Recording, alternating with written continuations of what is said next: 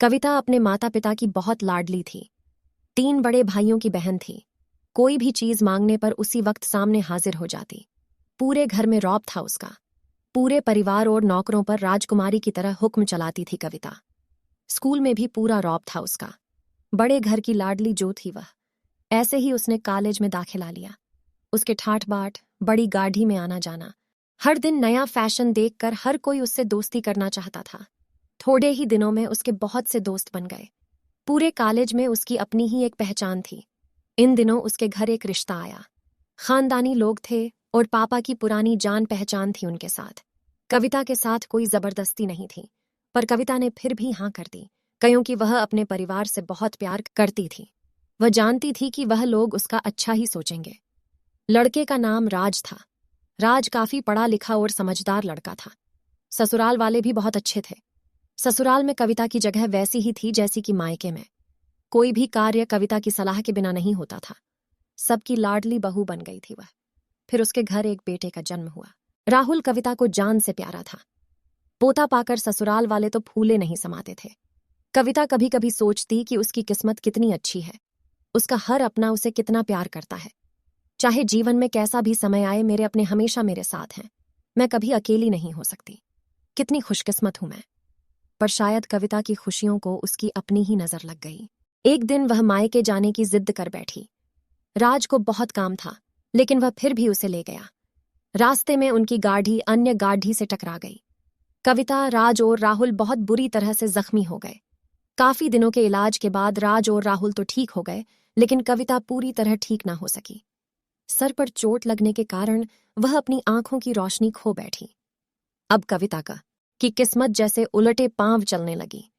मायके वाले कुछ दिनों तक उसे मिलने आते रहे, फिर कभी कभार फोन ही करके पूछ लेते कि अब कैसी हो। धीरे धीरे ये सिलसिला भी कम हो गया। ससुराल वालों की सहानुभूति भी कम होने लगी। घर में किसी को पास बैठने के लिए कहती तो जवाब मिलता, बहुत काम है, अब तुम भी हाथ नहीं बंटा सकती। राज भी चिड़चिड़ा हो गया था। बस राहुल ही था उसके साथ, जिसके साथ हंसते खेलते उसका वक्त गुजरता। एक दिन कविता के हाथ से कुछ सामान गिर गया, जिसकी वजह से राहुल को हल्की सी चोट लग गई। कविता के सास ससुर ने राहुल को उससे अलग कर दिया कि कहीं उसके ना देखने की वजह से बच्चे का कोई नुकसान ना हो जाए। कविता अंदर से टूट चुकी थी। एक दिन उसने सबके सामने मायके जाने की इच्छा रखी तो राज उसे तुरंत मायके छोड़ आया, जैसे कि वह भी यही चाहता था। लेकिन राहुल को उसके साथ नहीं भेजा गया। कविता कभी राहुल से दूर नहीं रही थी, पर अपनी कमी के कारण उसने ज्यादा बहस नहीं की। कविता को लगा कि वह 3-4 दिन वहां रहेगी तो थोड़ा हवा पानी बदल जाएगा, क्योंकि वह कितने दिनों से कहीं भी बाहर नहीं गई थी। घर वाले भी इतने दिनों बाद उसे देखकर कितने खुश होंगे।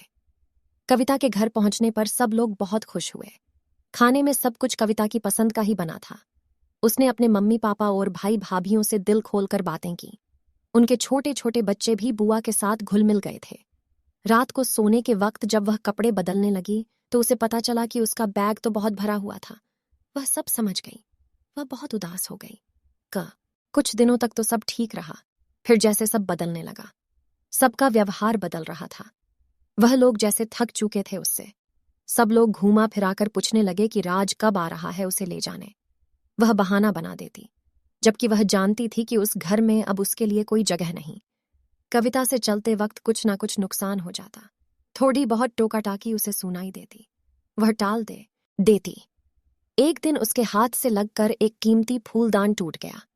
छोटी भाभी ने बहुत हंगामा मचाया। कविता के माता पिता रोज रोज के झमेलों से तंग आ गए थे। उन्होंने राज को खुद से फोन कर दिया। राज कविता को अपने घर ले गया। कविता को अपने परिवार वालों से ये उम्मीद न थी। जिस कविता के कहे बिना घर में एक पत्ता भी नहीं हिलता था, उस घर के लिए वह अब बोझ बन चुकी थी। राज के साथ ससुराल आते वक्त वह बहुत खुश थी, क्योंकि वह अपने घर जा रही थी, अपने जिगर के टुकड़े राहुल के पास। परंतु यह खुशी भी कुछ पल की ही थी। सारा बंदोबस्त पहले ही किया हुआ था। कविता को सीधे ऊपर वाले कमरे में पहुंचा दिया गया। राहुल से दूर रहने की सख्त चेतावनी दी गई। एक काम वाली लता को उसकी जिम्मेदारी सौंपी गई, जो उसके खाने पहनने जैसी जरूरतों का ध्यान रखती। कविता ज्यादातर चुप ही रहती। कभी कभी काम वाली लता से थोड़ा बतिया लेती। उसके जरिए राहुल का पता चल जाता। सबकी लाडली बेटी और बहू सबके लिए लाडली से बोझ बन चुकी थी।